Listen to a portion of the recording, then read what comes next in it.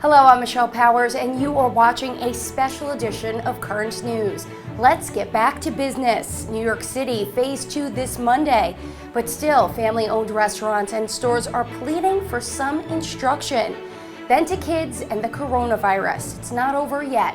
New York is recovering, but could infants have permanent damage? Does social distancing affect their growth?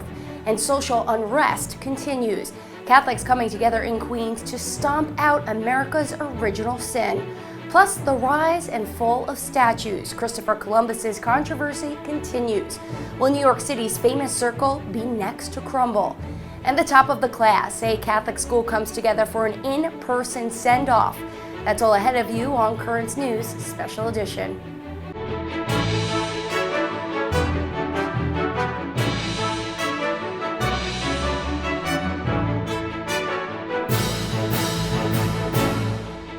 The long-awaited second phase of reopening New York City should happen Monday. Governor Andrew Cuomo is saying the Big Apple is on track to meet that date, and more places could get back to work. But for many small business owners, there's still a lot of confusion and anger. Current News' Emily Drooby has that story from Bay Ridge.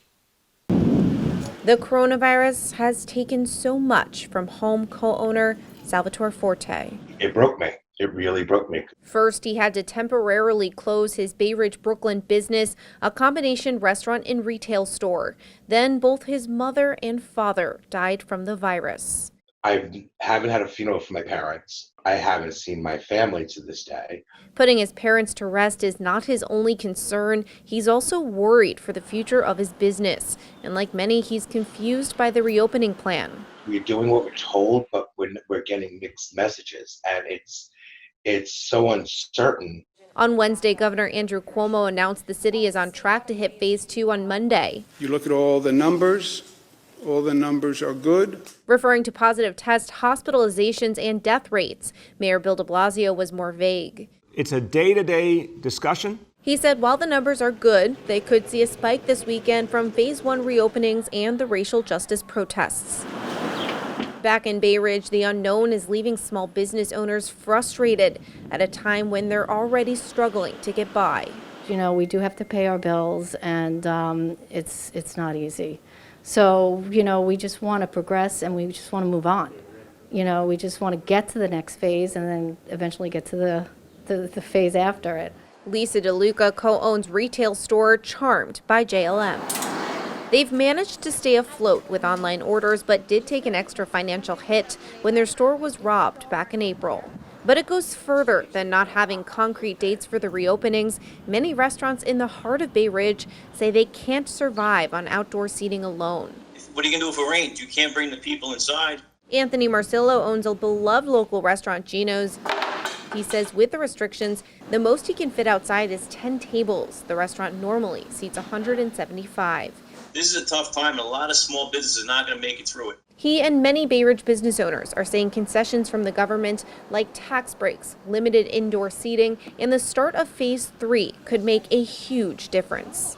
We need to allow the businesses to just open and be responsible, and I think we can trust them to do that. And I don't know why the mayor is holding back so much, particularly when we're seeing such a double standard in this city. The double standard being protest and recent crowds forming on New York City streets, all while business owners continue to suffer. In Bay Ridge, Brooklyn, Emily Drooby, Current News.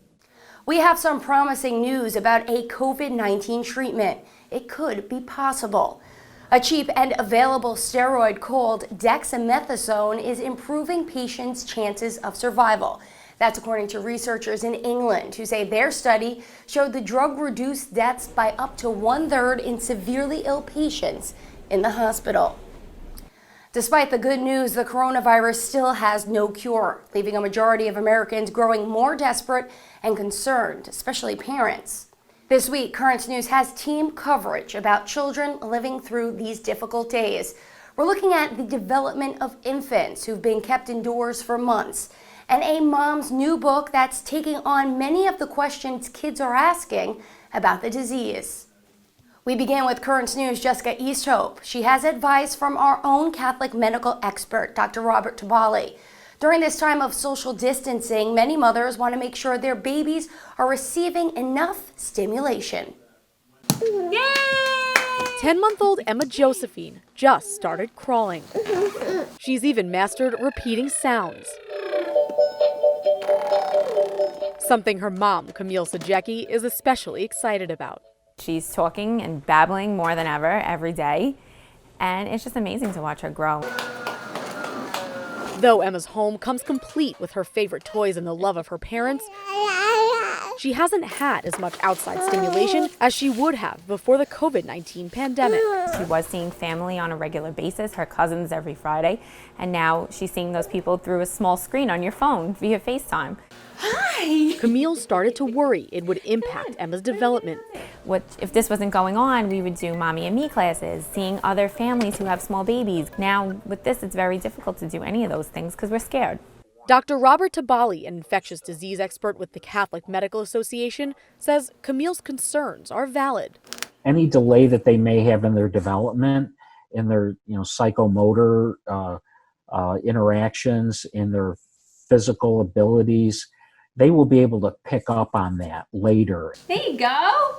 But it's not physical development Dr. Tabali is worried about. He says babies and children can pick up on the stress and fears of their parents. Children could be overwhelmed by taking on the anxiety and fear that parents have. They actually take that on as part of an attribute of their personality. Camille says Emma's becoming more aware by the day.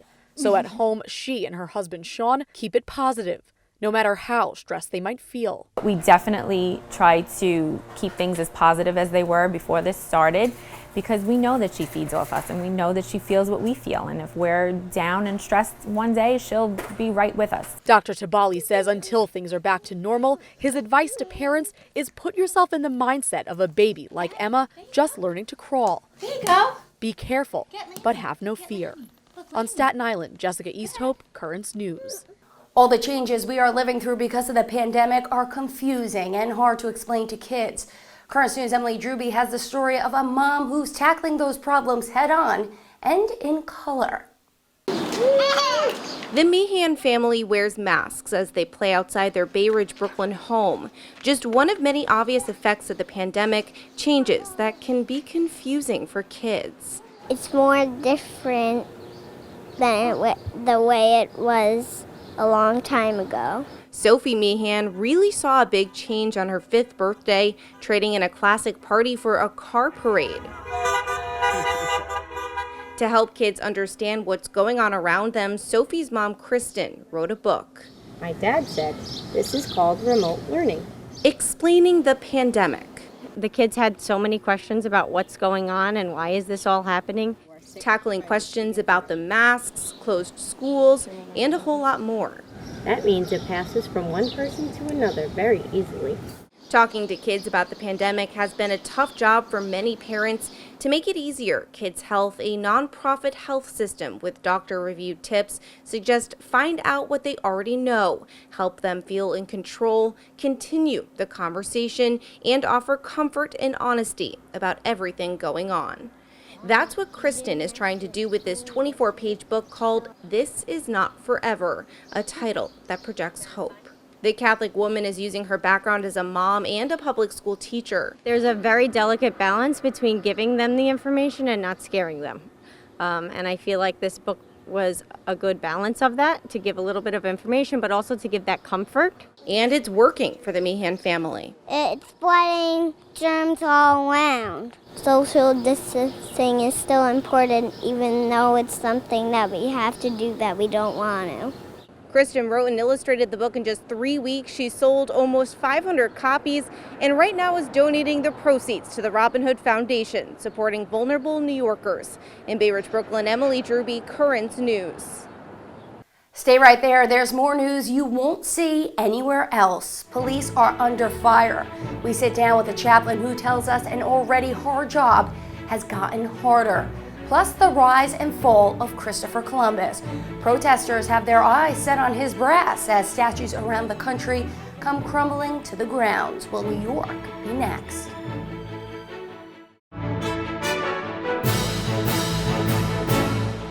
Now to our continuing coverage of police reform throughout the United States.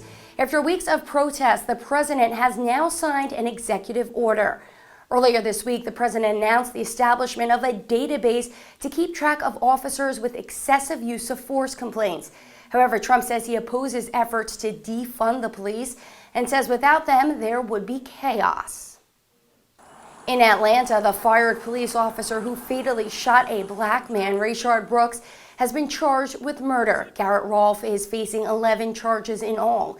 If convicted, Rolfe could face the death penalty or life in prison without parole. At the same time, Catholics are fighting for racial justice across the Diocese of Brooklyn. Currents News' Emily Drooby has the story of a church in Rosedale, Queens, where an emotional protest took place. Matthew Campbell says the sin of racism forces him to always be on guard. Every time I go to the park, it's hard, knowing you might not come home that night, so. Matthew and his mom, Althea, are trying to stamp out the evil with the help of their church, St. Clare, fellow parishioners, and the community. This church stands for peace, equality, and justice, and the church is against racism in any form. In order to do that, Althea, who runs the Rosedale Queens Church's women's ministry, organized a peaceful protest outside the church, a safe space to stand up to racism and police brutality. The protest was originally supposed to be silent, but there were moments of chanting. I want to be able to, as I grow up, or as I have kids of my own, I'm able to tell them how I fought and how my friends fought for equality when equality wasn't a thing that was always present. And the protesters have a strong message: just listen. I've never experienced racism until I come to the United States. I've never seen violence like that. I've never seen violence. And it hurts the heart to see, the destruction of another human being. Norma GRANNUM came to America from Jamaica and has attended St. Clare for over 40 years, inspired to protest for racial justice after watching footage of George Floyd's last moments. The church's pastor, Father Andrew STRUZZIERI, joined the group. Most of my parishioners are black, and I just can't understand racism anymore. It's just illogical. It doesn't make sense. So it's important that I be here with my parishioners. Emily Drooby, Currents News. Joining us now is Father JAYSON LANDEZA, a chaplain to the Oakland, California Police Department and the pastor of a largely African-American parish. He says Black Lives Matter. Currents News' Christine Persichetti asked him how he's sharing that message with the officers he ministers to. It's difficult to do that, because I think oftentimes folks in law enforcement, particularly these past few days, see and have always heard Black Lives Matter, meaning that their lives don't matter. And I think that there's a different narrative these days a bit, and I think that the officers out there are seeing the kind of reaction that folks from throughout the world are rendering towards law enforcement these days. So it invites them to take another pause and to get a sense of reevaluating what is it about their profession that's causing folks to react as they're doing now. Right, and the cops on the street have a difficult job. They're sometimes faced with making split-second life and death decisions. Is their work even harder now? Could they be reluctant to take action now? I think so. I think they're now, with the advent of phone video and that type of thing, there's a real second thought about being able to respond in ways that could be seen or viewed as antagonistic. Right, and many black people say they don't trust the police. Years ago, kids often looked at cops and saw heroes. What are you telling the men and women in blue about rebuilding the relationship between them and civilians? And what's the morale like these days? Oh, morale's terrible. I think the morale among law enforcement, they're relying really on each other to give the kind of support that they need in this real transitional time. Right. A lot of them, I think, are doing a lot of soul searching. Others are trying to look towards others within the law enforcement community for a sense of support during the midst of all of this. What are they saying to you?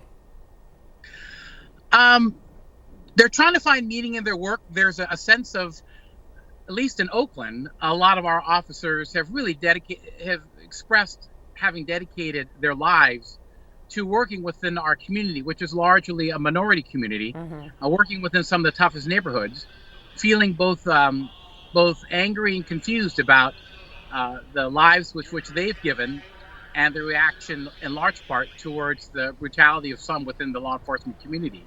Right, and in Minneapolis, a majority of the city council there wants to dismantle the police department. Here in New York, some politicians are calling for a big bite to be taken out of the NYPD's budget. Are these good ideas? I think being able to have law enforcement respond to things like what we call in California 5150 mental health cases or homelessness, oftentimes that could be better suited to other resources. I think being able to direct some of those resources towards addressing some of those needs. Your officer doesn't need to be both social worker and a street psychologist at the same time. I mean, that could perhaps be redirected elsewhere. So when people talk about defunding police, I'm getting a sense that it means taking those kinds of responsibilities away from sworn officers and have them deal with crimes that are particular to what they're necessary for. Protesters across the country have turned their attention to statues of historical figures. Christopher Columbus monuments and others are now being targeted, but there's a debate over whether they should be. Currents News' Christine Persichetti also took a look at a long-standing controversy. A statue of Christopher Columbus decapitated in a Camden, New Jersey park. With a crash and amid cheers, a statue of the Italian explorer falls to the ground in St. Paul, Minnesota. Similar scenes playing out across the country, from Houston, Texas to Boston, Massachusetts. Statues of Christopher Columbus vandalized and torn down. Columbus had long been associated in history books for discovering the New World, but is considered by many as a symbol of hate. Christopher Columbus to us as Black Americans represent a privatizer, a colonizer, a rapist, and many other things. Statues of historical figures are being reassessed in cities across the country in the wake of George Floyd's death. It started with Confederate monuments, but has extended to Columbus. In New York, the controversy is nothing new. In 2017, amid the Columbus Day parade, there were calls to remove the monument near Central Park. Parade organizers and the city's Italian-American community opposed the removal. Governor Andrew Cuomo still does. He was asked about it yesterday and said, quote, "I understand the feelings about Christopher Columbus and some of his acts, which nobody would support, but the statue has come to represent and signify appreciation for the Italian-American contribution to New York." Italian-American groups like the Sons of Italy say Columbus's contributions to the entire country shouldn't be forgotten. If you could step back and try to be objective, do the research, and look at what actually happened. We've done research with the Italian organizations in this country. Again, you're going back to 1492. The culture and the behavior at that time is nowhere like it is today. But I think the research on the other side only goes so far. Christine Persichetti, Currents News. In 2018, the statue of Christopher Columbus in Manhattan was listed on both the state and national registers of historic places, which offers protections for the statue under historic preservation laws. Still, there's a petition going around to rename the Columbus Circle in Manhattan and remove the statue there. And New York's Governor Andrew Cuomo announced this week that Juneteenth will become a holiday for the state's employees.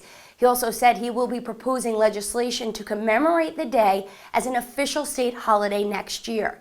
The 19th of June was first made a state holiday by Texas in 1980, commemorating the day in 1865 when news finally reached African Americans in Texas that President Lincoln had issued the Emancipation Proclamation, freeing slaves living in Confederate states 2 years earlier.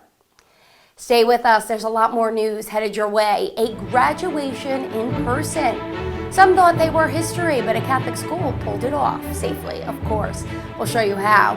And one little boy says he won't be leaving behind those books for summer. He's going to read right through it.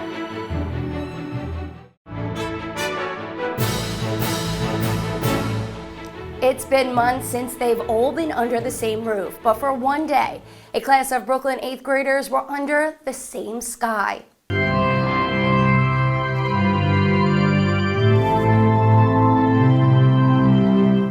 Kids from St. Athanasius Catholic Academy in Bensonhurst, Brooklyn got their graduation send-off the old-fashioned way, in person. The ceremony was held in the school's parking lot with each student 6 feet apart. The pastor, Monsignor David Casada, reminded the kids about the importance of their face masks. We're living in a very different world. The world of 2020 is totally changed from when you even began in September. And today we have many issues. Stay healthy. What does that say? Wear your mask because Monsignor said so. The graduation was live streamed on St. Athanasius Catholic Academy Facebook page with over 40,000 people watching. But another little Brooklyn boy won't be giving up books this summer. Instead, he's got his head in them with no plans to stop reading anytime soon. Current News' Jessica Easthope tells us you can be a part of his story. Is it pretty? Yes. Let's set the scene. 7-year-old Bryan Rumfelt is trapped inside by the coronavirus pandemic. Like other kids, he's missing story time at school and not visiting his local library. We're gonna be best friends! So he came up with a way to fill that void. Hello everyone, today we are going to read Today I Will Fly. This is Bryan's Book Corner, a Facebook page where Bryan posts videos of himself reading books to kids. Because of the COVID-19 and because they don't have story time, I'm reading them books. The theme of Bryan's Book Corner is simple. Today is a great day. Keep kids happy. Some people are sick and some people are at their houses and they're pretty bored and stuff like that. So I wanted to make them happy by doing Bryan's Book Corner. In Bryan's cast of characters is his mom Jen and his grandma Donna. Grandma, do you want to read a book? The person he credits with starting his online career. Not knowing it was going to explode, I just put Bryan's Book Corner and put a video up. And people just went crazy for it. It's called Harold and Hog Pretend for Real. But it wasn't long before Bryan's Book Corner page had close to 1,000 members. You are carefree! And it doesn't take reading glasses to see Bryan knows how to captivate an audience. I talk like this, or I talk like this. Though this chapter is slowly coming to an end, Bryan won't be putting this story back on the shelf anytime soon. I would love to hear your comments. Bye-bye. Jessica Easthope, Currents News. And that is Currents News. I'm Michelle Powers. Thank you for joining us because we are putting your faith in the news. Be sure to join Christine Persichetti every weeknight at 7. This weekend, we leave you with the gospel jazz music of Richard DeBrew. This is his special performance for Juneteenth, the day that the Emancipation Proclamation was read to enslaved people in Texas, informing them that they were indeed free.